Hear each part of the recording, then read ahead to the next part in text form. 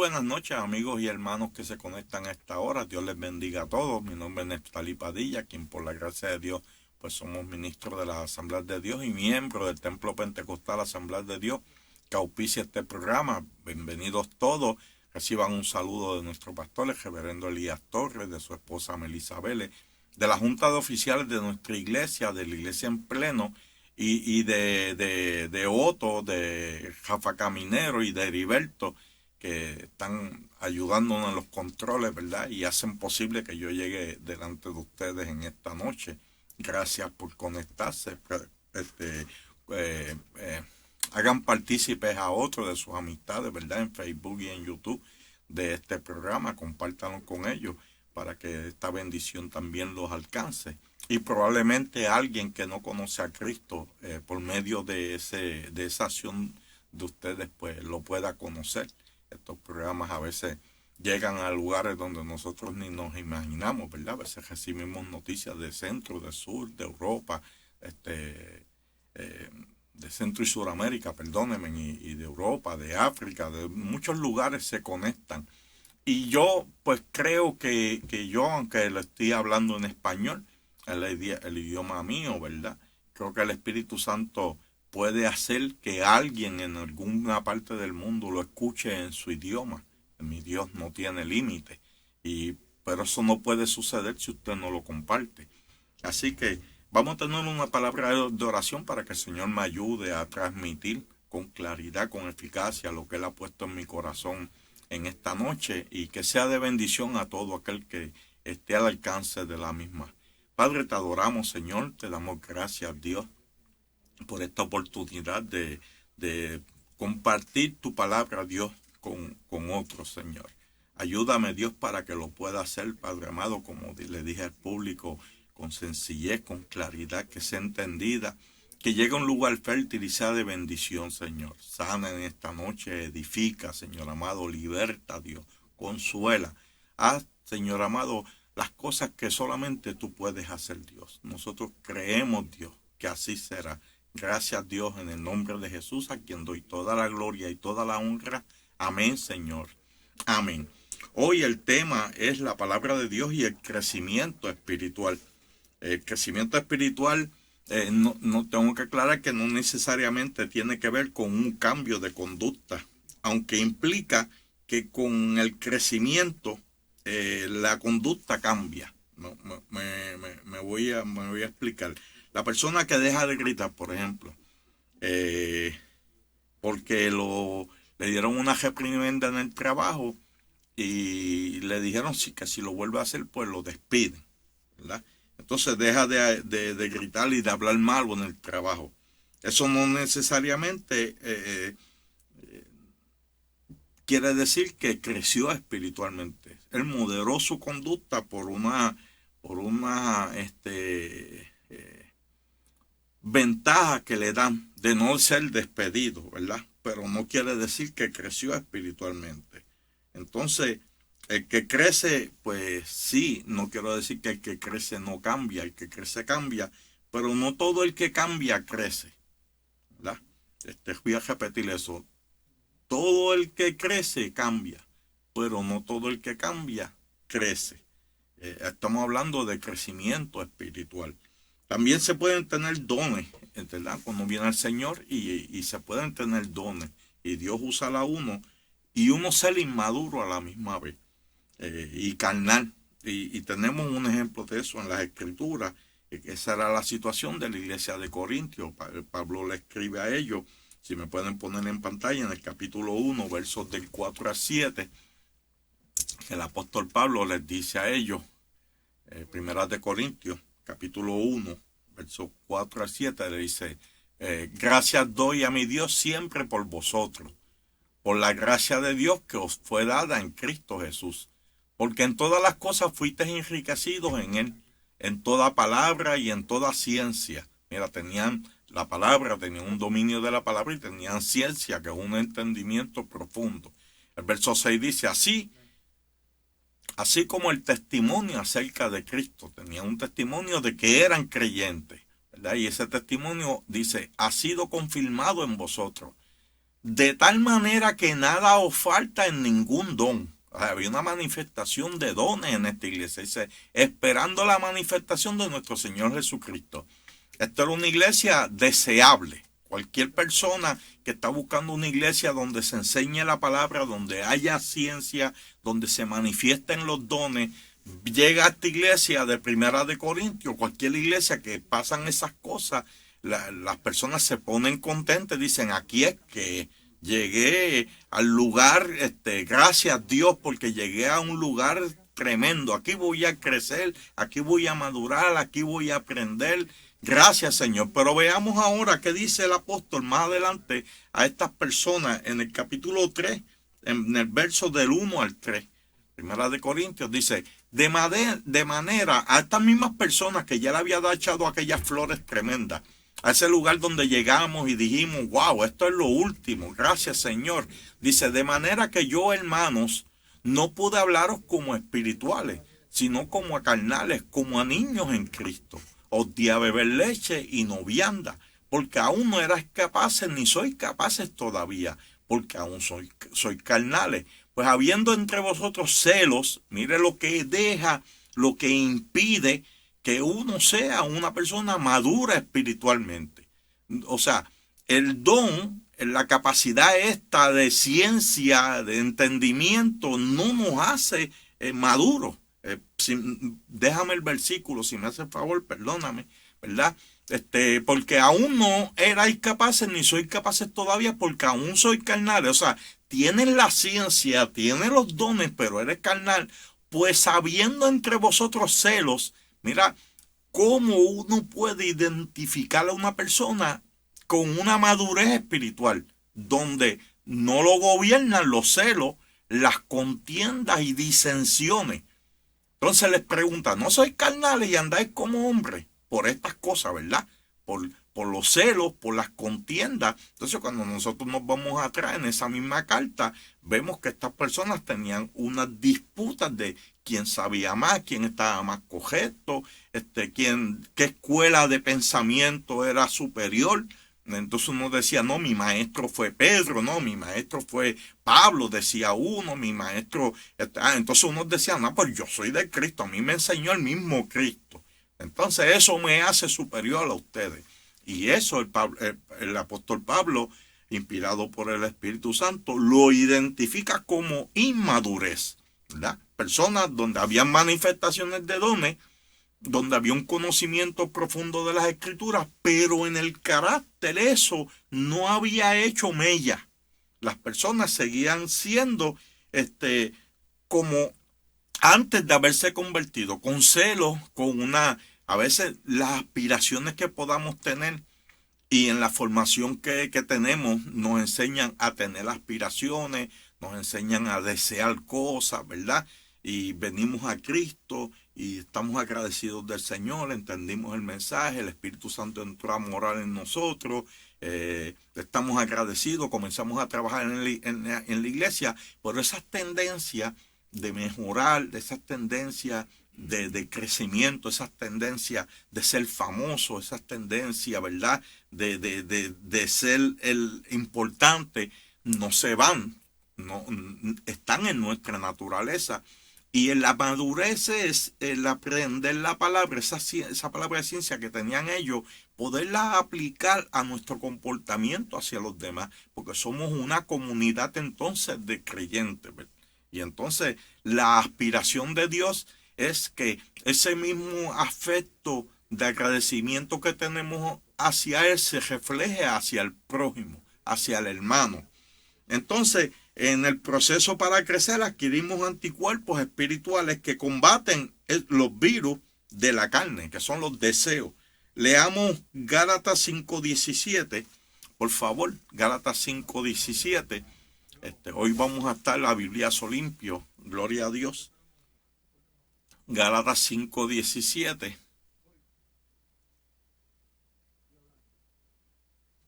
Eso en la radio sería un bache. Porque el deseo de la carne es contra el espíritu y el del espíritu es contra la carne. Y estos se oponen entre sí para que no hagáis lo que quisierais. Entonces aprendemos, fíjese que hay una controversia entonces dentro de nosotros entre la naturaleza carnal que tenemos, que fue formada en el mundo, que nos dictó unos preceptos, que nos dijo, esto es lo que tú debes de alcanzar para ser una persona de éxito, y ahí estamos enmarcados. Entra moral el espíritu en nosotros y el espíritu, su proyección es distinta y comienza una lucha en nosotros. Y entonces queremos agradar al Señor, que dice, no, para que no hagáis lo que quieren hacer, porque nosotros queremos agradar al Señor, pero cuando somos doblegados por esas tendencias que traemos, no podemos hacer lo que queremos, sino que hacemos lo que el enemigo de las almas formó en nosotros. Y tenemos que trabajarlo, y la iglesia es el único lugar para hacerlo, ¿verdad? Entonces, en Romanos 7:18, Romanos 7:18 dice, y yo sé que en mí, esto es en mi carne, no mora el bien, porque el querer el bien está en mí, pero no el hacerlo. Esto lo está escribiendo un hombre que escribió 13 para muchos, para otros 14 cartas que están en el Nuevo Testamento. Entonces, el apóstol Pablo, que las personas se llevaban unos delantales que él usaba y se los ponían encima a los enfermos y los enfermos se sanaban. Este hombre que una serpiente se le enrolló en el brazo y él lo echó en el fuego y no le pasó nada. Este hombre que resucitó muerto. Este hombre que echaba fuera demonios. Por favor, vuelvo a poner Romanos 7:18. Donde él declara esto, que yo sé que en mí, él dice eso, yo sé que en mí, esto es en mi carne, no mora el bien, porque el querer el bien está en mí, pero no el hacerlo. Esto nos enseña a nosotros que así somos. O sea, nosotros no somos diferentes a Pablo. A veces se trae, en el mundo se trae y se cuela, ¿verdad? Dentro de la iglesia esta enseñanza de que no, el evangelio es algo de la prehistoria, el evangelio es algo de antes, ahora no, ahora los cajos vuelan. Mire, no, el ser humano sigue siendo como en la época de Pablo y como en la época de Noé y como en la época de Adán. El hombre sigue siendo el mismo, sigue teniendo las mismas tendencias, sigue teniendo los mismos deseos. Ahí dice de los deseos de la carne. Esos están desde siempre y estarán en nosotros hasta que seamos glorificados, hasta que el Señor cambie este cuerpo mortal. Por eso es que dice que la carne y la sangre no pueden heredar el reino de Dios. Así como somos, no lo podemos heredar. Entonces, cuando venimos al Señor, Dios entra a morar en nosotros, en la persona del Espíritu Santo, y comienza a trabajar en nuestro ser esas debilidades, ¿verdad? Esas tendencias que están en nosotros, que están en nuestra naturaleza, para así poder crecer, para así poder madurar, ¿verdad? Y entonces, y eso, repito, se da en la iglesia, no hay otro lugar donde se pueda dar. ¿Y con qué se da? Bueno, los ministerios nos ayudan a formar el carácter cristiano. La palabra, ¿verdad? Es el mecanismo, es la herramienta de trabajo, la oración, el congregarnos, el participar, el amarnos y ayudarnos, ¿verdad? Entendernos que somos así y aceptarnos, ¿verdad? Aceptar que somos así, porque si no, no lo podemos trabajar.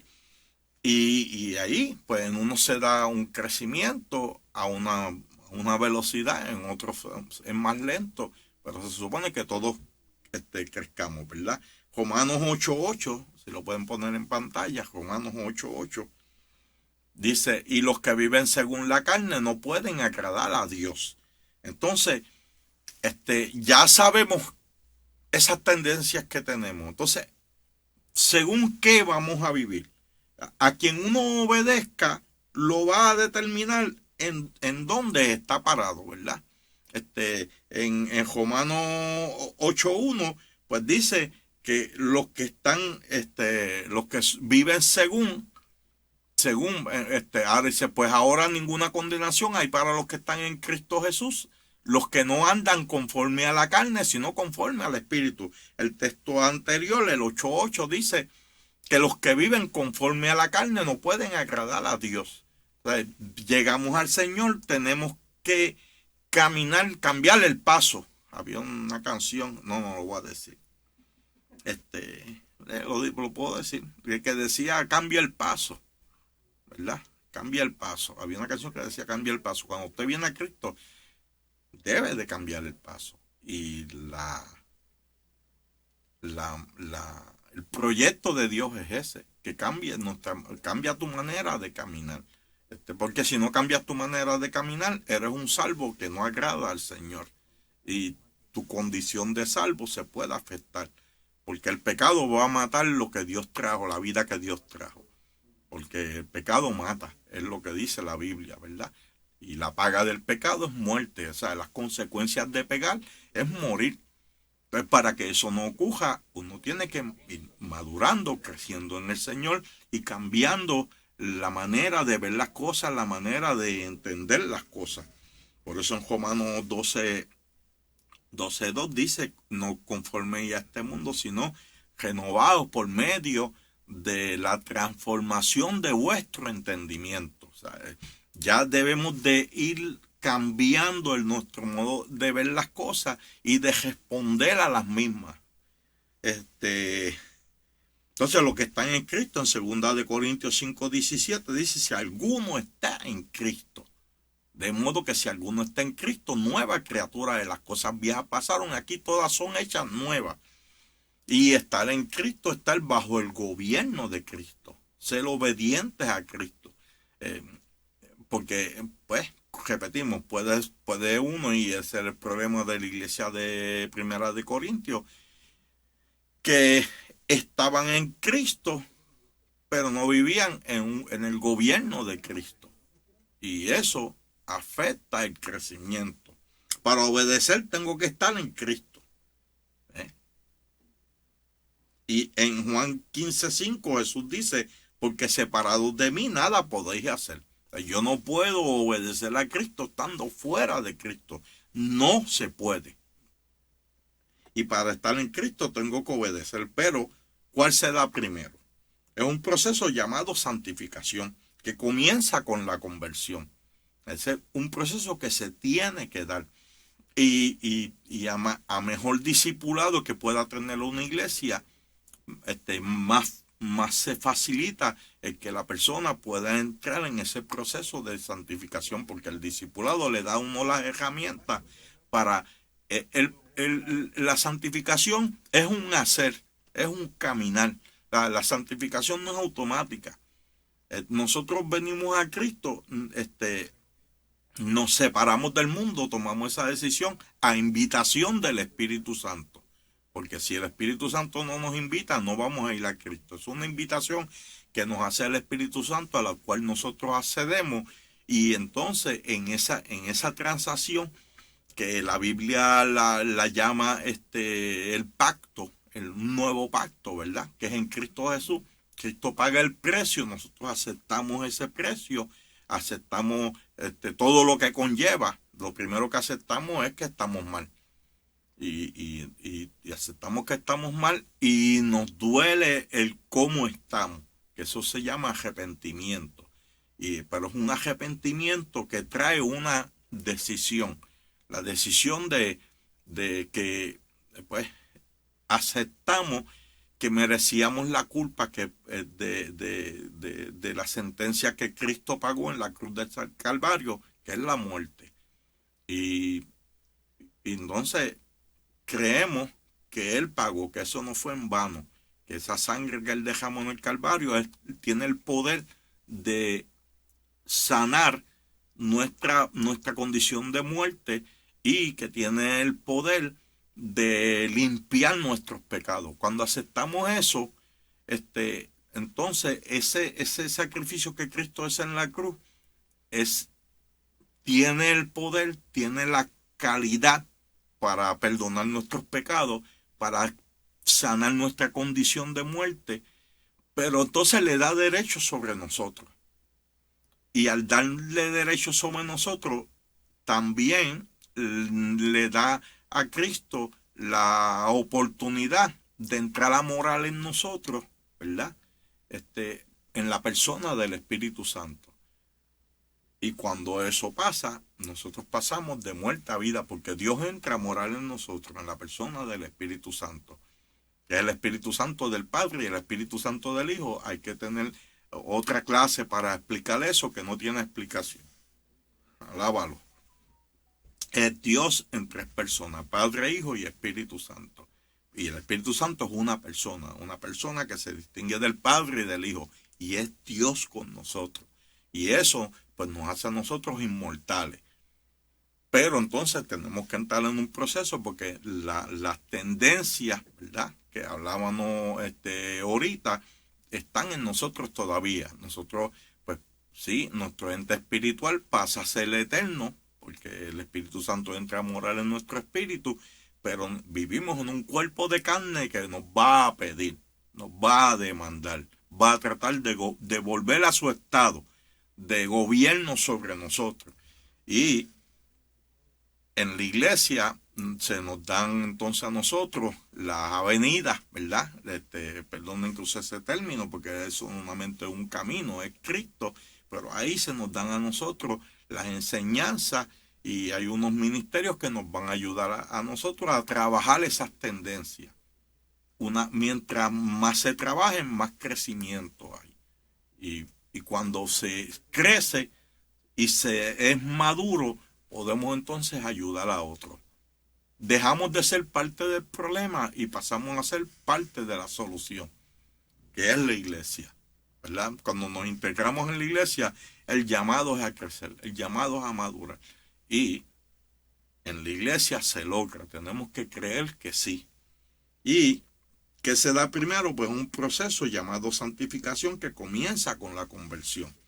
Y como hicimos ese trato, en ese pacto que hicimos con Cristo, le decimos a Cristo, tú eres el Señor. Y cuando Él es el Señor, pues nosotros tenemos que obedecer lo que el Señor dice. ¿Y qué dice el Señor? Está en su palabra, lo que Él dice. Y esa palabra es la que se utiliza, y la que utiliza el Espíritu Santo para ir renovando nuestro entendimiento. Entonces, lo primero que debemos entender es eso. Vamos a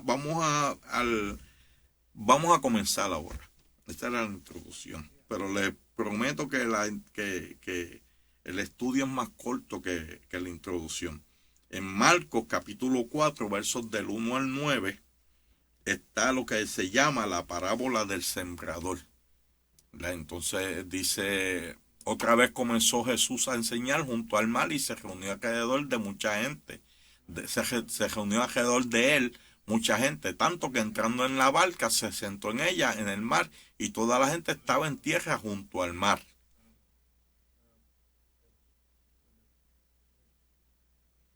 Y les enseñaba por parábola muchas cosas, y les decía en su doctrina.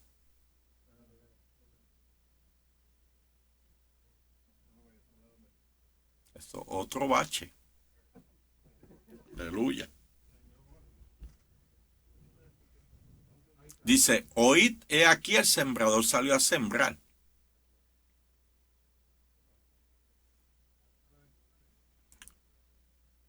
El verso 4, pasamos del 3 al 5. El verso 4 dice, y al sembrar aconteció que una parte cayó junto al camino, y vinieron las aves del cielo y la comieron. Otra parte cayó en pedregales donde no tenía mucha tierra, y brotó pronto porque no tenía profundidad de tierra. Pero salido el sol se quemó porque no tenía raíz, se secó. Otra parte cayó entre espinos, y los espinos crecieron y la ahogaron, y no dio fruto. Pero otra parte cayó en buena tierra y dio fruto, pues brotó y creció, y produjo a 30, a 60 y a 100 por uno. Entonces, de ahí, entonces les dijo, el que tiene oídos para oír, oiga. Dios mío, eso está fuerte.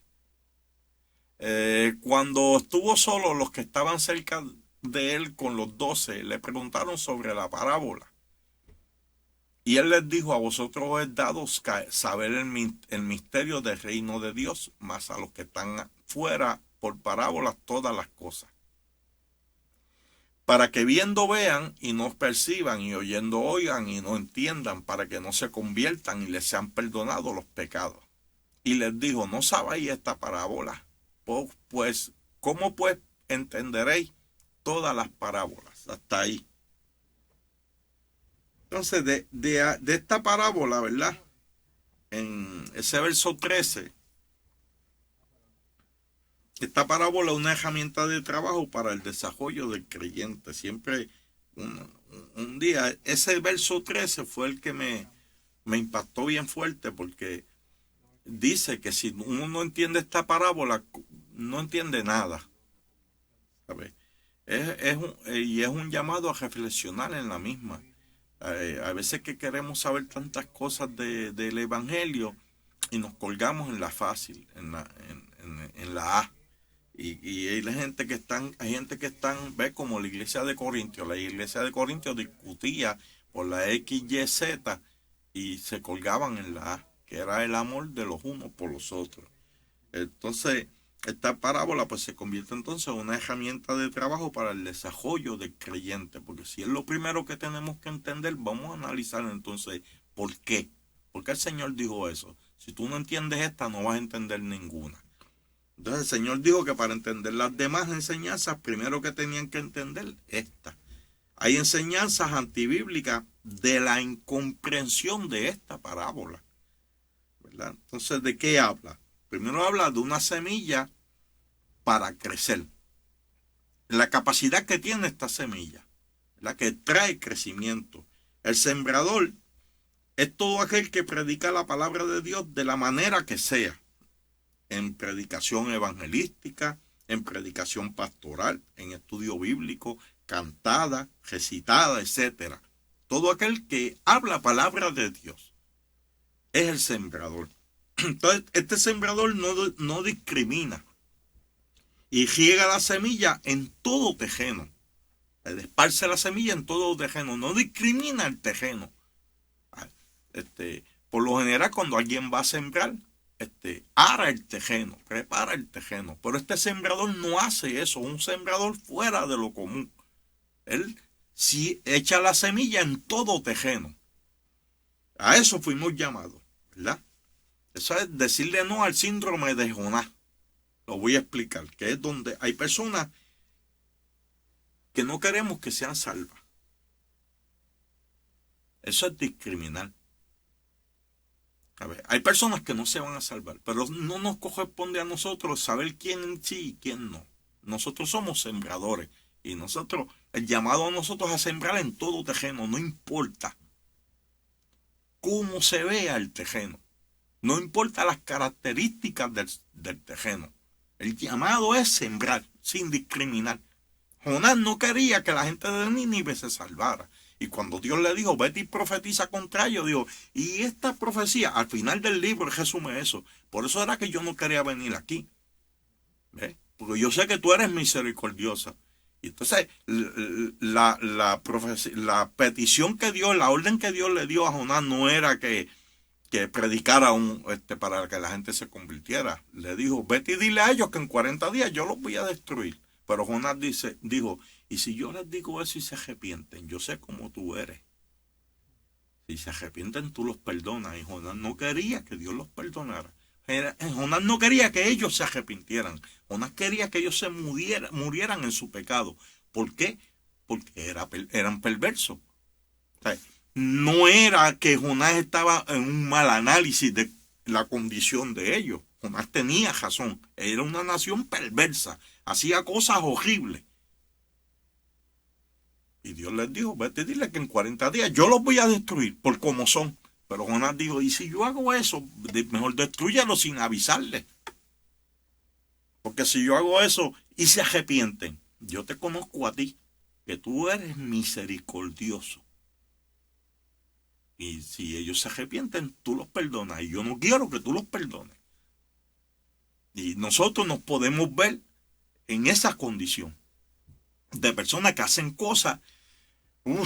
Que hay personas que hacen cosas. Porque hay personas que hacen unas cosas que nos mueven el suelo. Que nos crean crisis. ¿verdad? Mire, la matanza esa que hubo en Texas. Uno no envía a los hijos a la escuela para que estas cosas pasen. Uno no espera que esas cosas pasen. Pero esas cosas pasan. Y, y todo el que tiene hijos, y todo el que tiene nietos, y todo el que tiene un familiar. Y mire, hay personas que no tienen a nadie, pero lo normal es que uno se indigne, que uno se llene de coraje. Eso pasa. Y nosotros estamos en la iglesia, pero somos de carne y hueso. Y sentimos y parecemos. Y sabiendo que somos así, tenemos que trabajar nuestro corazón. Porque el sembrador salió a sembrar sin discriminar. Y entonces cuando nosotros vemos el caso de Jonás, puede pasarnos como a Jonás. ¿Verdad? Entonces, ¿cómo yo puedo prevenir que el deseo de juicio se apodere de mí? Trabajándolo en la iglesia. Sabiendo que la capacidad de odiar está en mí. No podemos negar eso. Hay personas que viven un evangelio que parece como es como un de incienso. Es como hinduista, un evangelio y como que levitan y no tocan el piso. Y eso es eso es no entender que dentro de ellos hay una capacidad que en algún momento puede llenarse el corazón de odio. Esa capacidad la tenemos.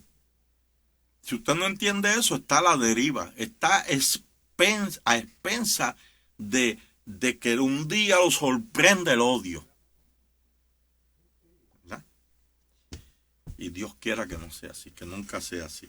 Y el llamado es a prepararnos para que el día que nos meneen el piso, poder permanecer firme. ¿Verdad? Y poder decir, como dijo el Señor, perdónalos, Señor, porque no saben lo que hacen. Entonces, este sembrador no discrimina y riega la semilla en todo terreno. ¿Verdad? A eso fuimos llamados, dile no, pues a ese síndrome de Jonás. La semilla es igual a la palabra de Dios. ¿Y qué cualidades tiene la palabra de Dios? Bueno, es inspirada por Dios. Segunda de Timoteo 3:16, así lo dice. Es inspirada por Dios. La palabra de Dios, la Biblia no es que tiene palabra de Dios, es que es la palabra de Dios. De tapa a tapa, es palabra de Dios. Es inherente, ¿verdad? No se equivoca, no tiene errores ni induce a error. Esa es nuestra primera verdad fundamental en las asambleas de Dios. De ahí entonces defendemos todas las demás.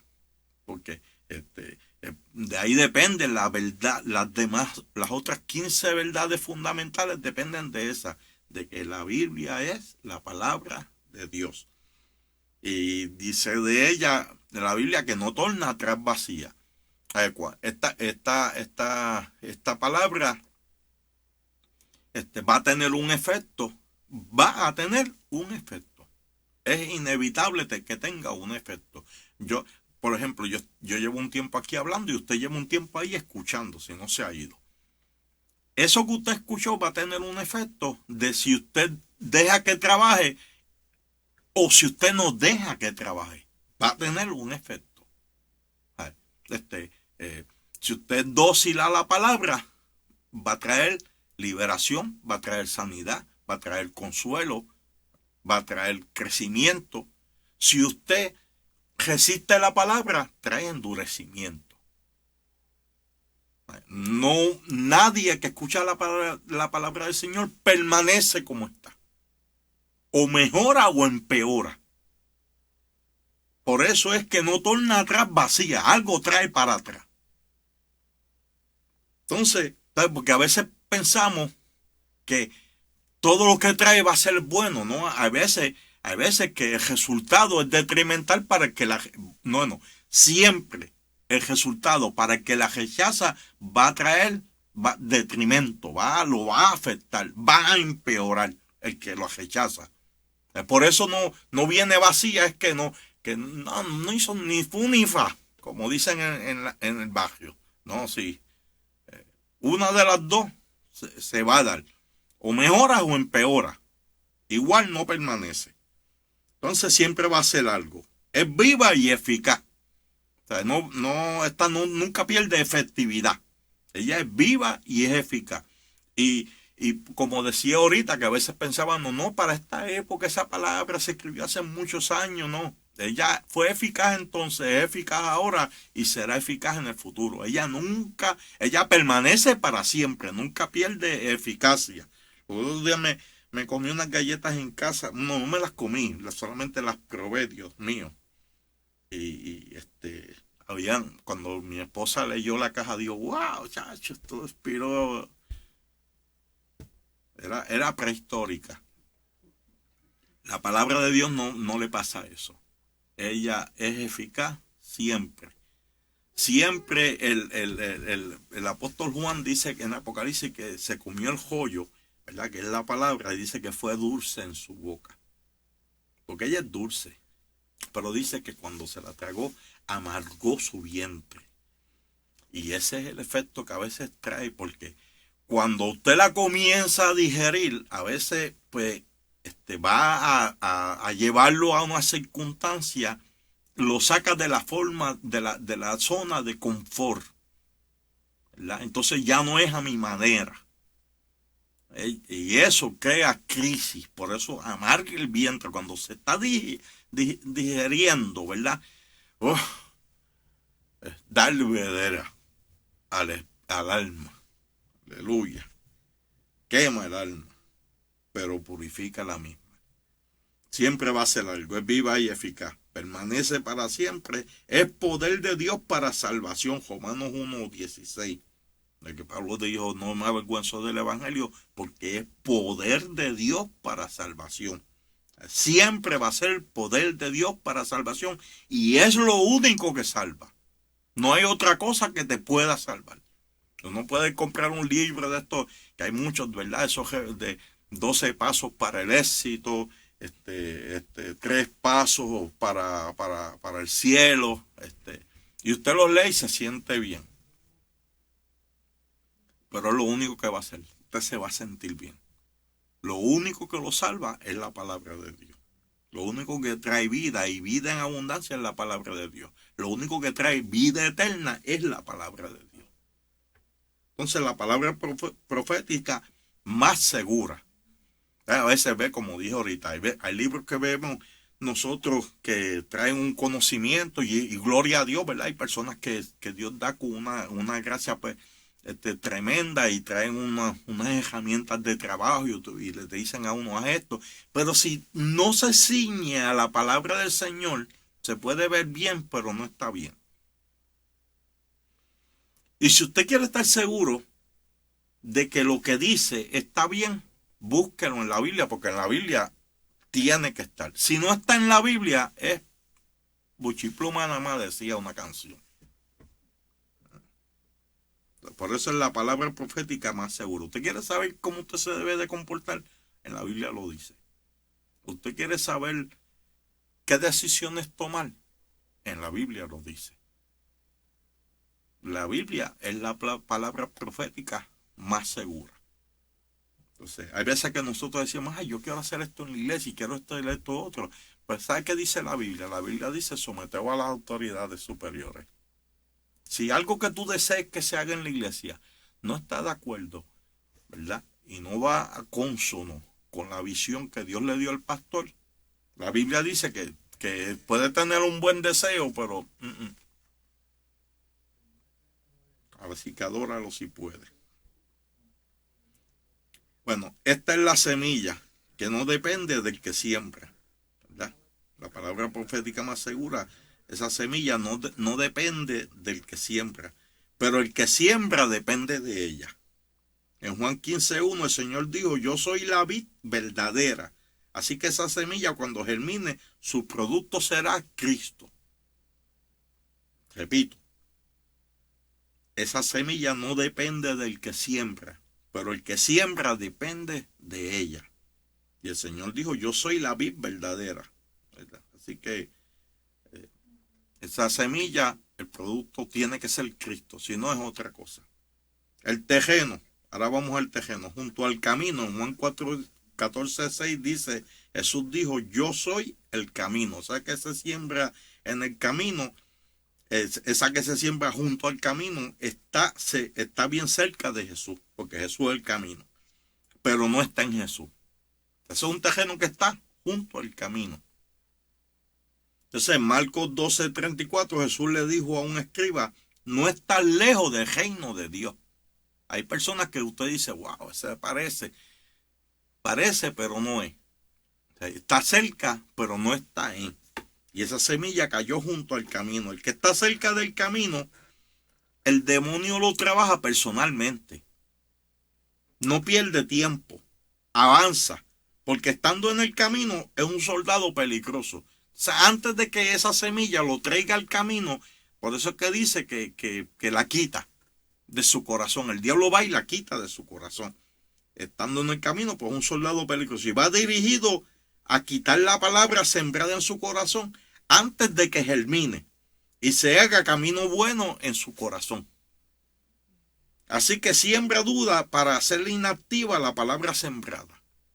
Ahí es que se dirige el enemigo, en sembrar duda en el que está junto al camino.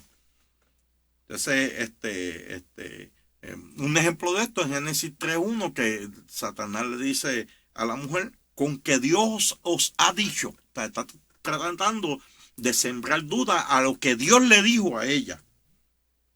Entonces, cuando el Señor, fíjese, fue bautizado por Juan en el Jordán, escuchó la voz del Padre que le dijo, tú eres mi Hijo amado, en ti tengo complacencia.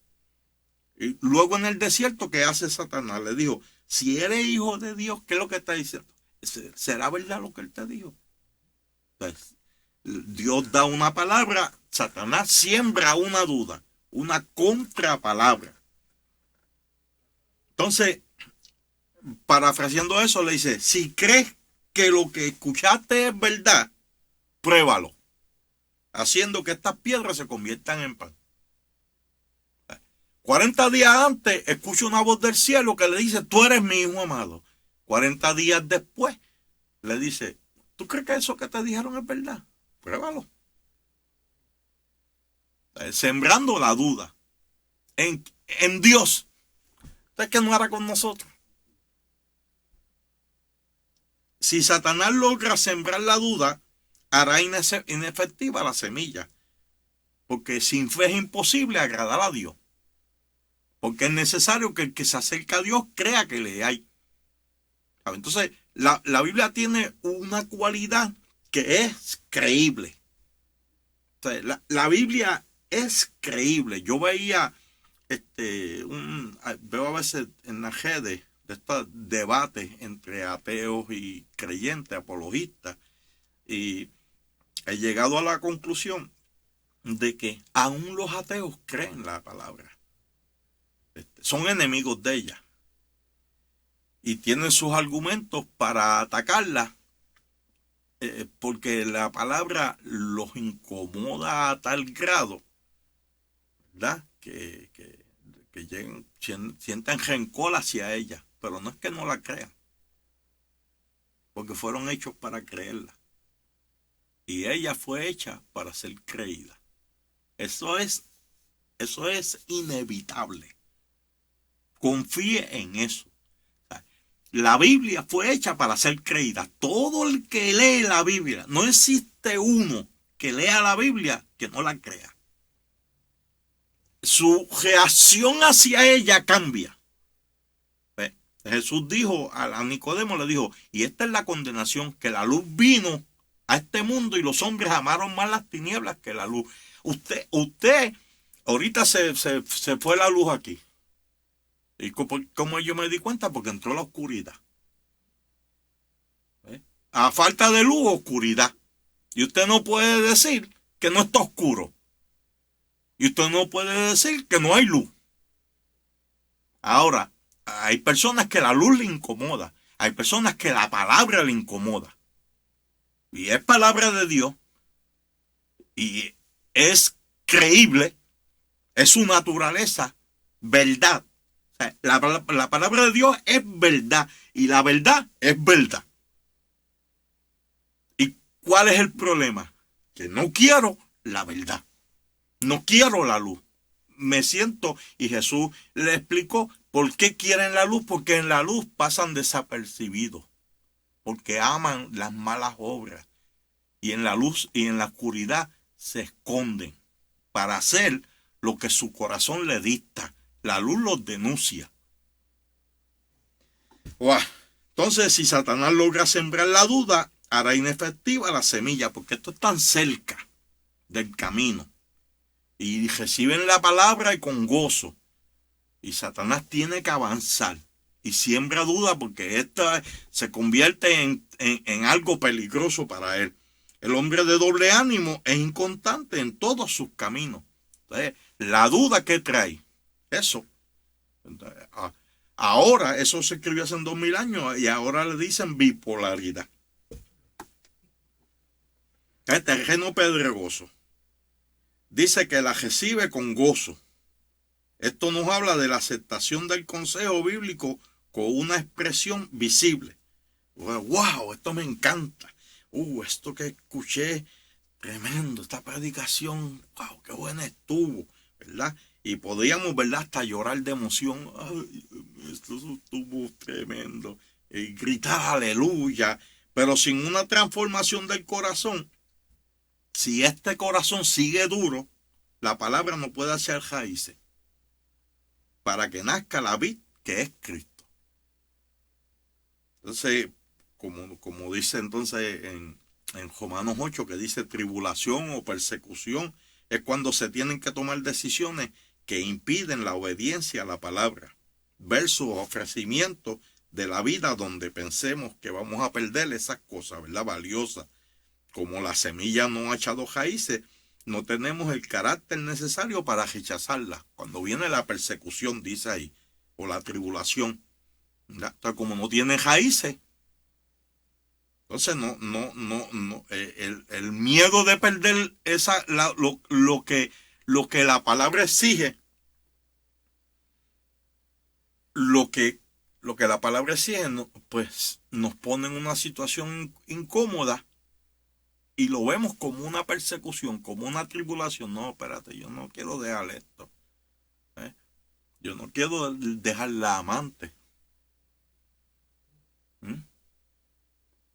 Yo no quiero dejar este negocio sideline que tengo, por donde me busco cosas, que no tengo que rendir planillas. Entonces, eso trae persecución y trae tribulación.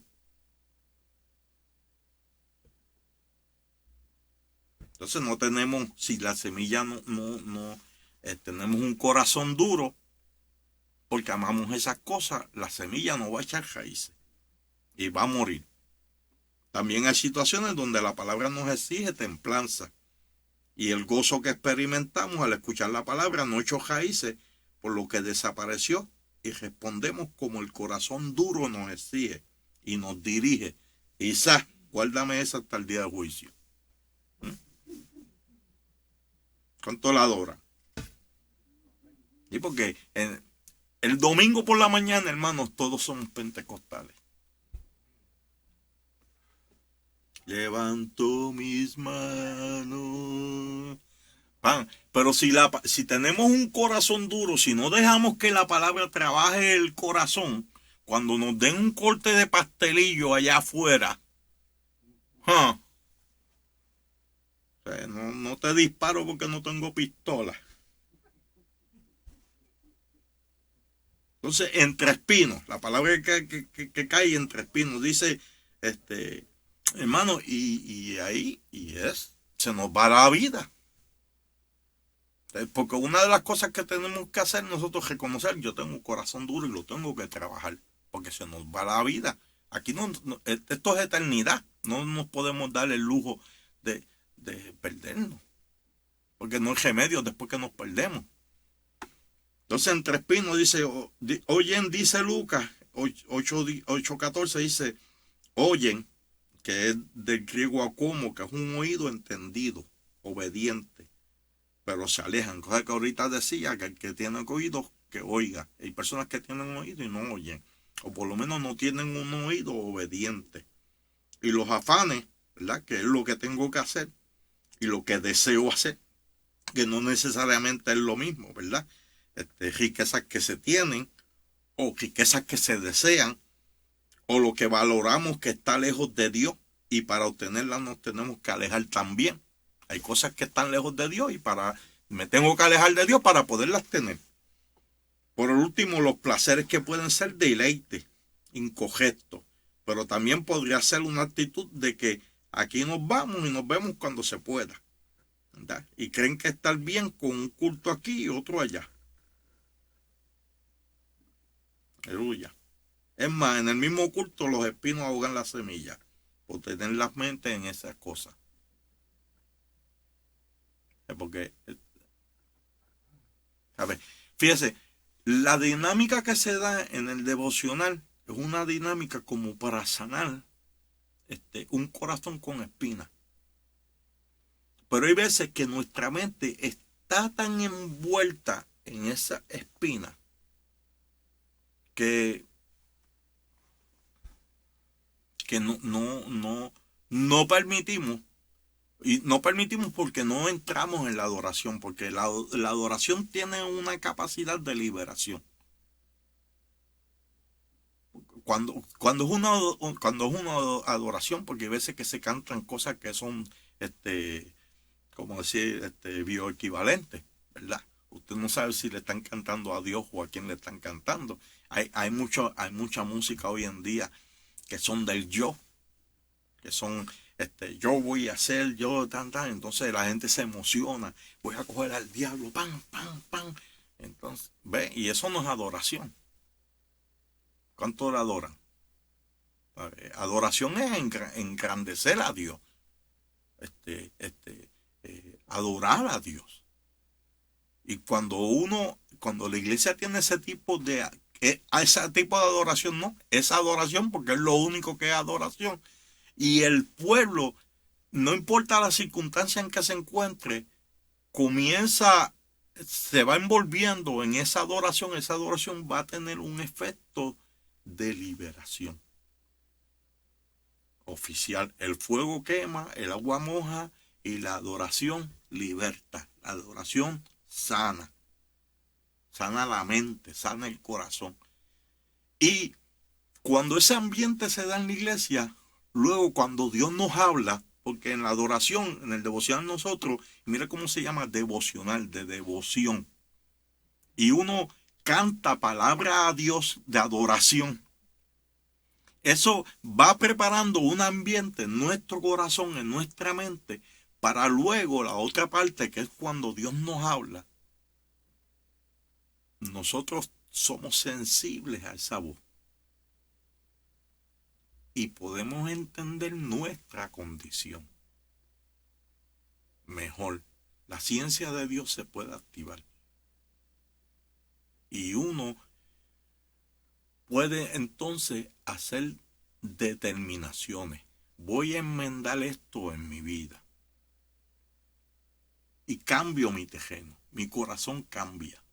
De uno de espina a uno sensible.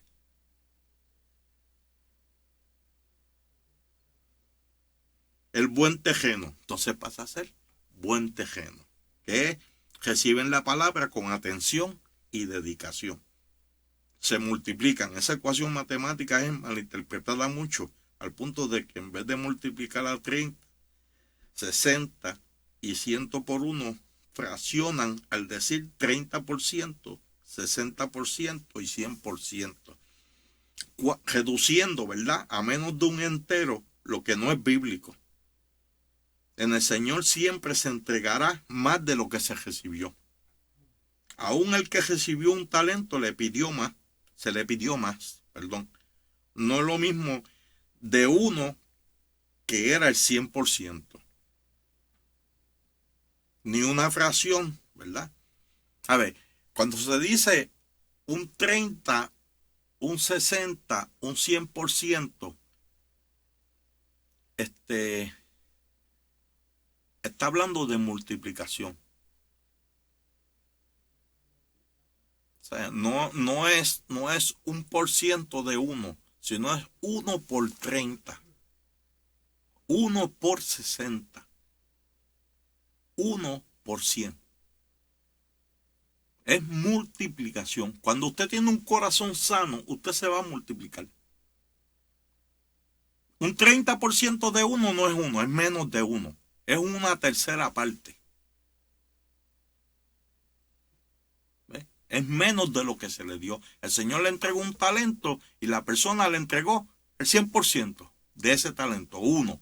Y el Señor le dijo, no, por lo menos me hubiese dado 2. ¿Ve que lo multiplicó? Uno entregó 2. El que se le dieron 2 entregó 5. Y el que se le dieron 5 entregó 10. Todos se duplicaron. Entonces, a veces que pensamos, no, es que el hermano es a 30%. Si está a 30% está en peligro, está mal. Eso no puede estar bien. El terreno no está bien. Ese terreno no es un buen terreno. Y hay que trabajar ese terreno. Porque usted en el Señor no puede decrecer. Usted tiene que multiplicarse. Usted tiene que crecer. ¿Y cómo nosotros sabemos si la persona se ha multiplicado? Porque cambia para bien. Porque, ¿verdad? Va enseñando, va dando fruto. Y el fruto no es una relación con Dios. O sea, no es que usted es más espiritual y que Dios lo oye y usted dice cosas y eso. El fruto es simple, es sencillo. Cómo usted se relaciona con los demás.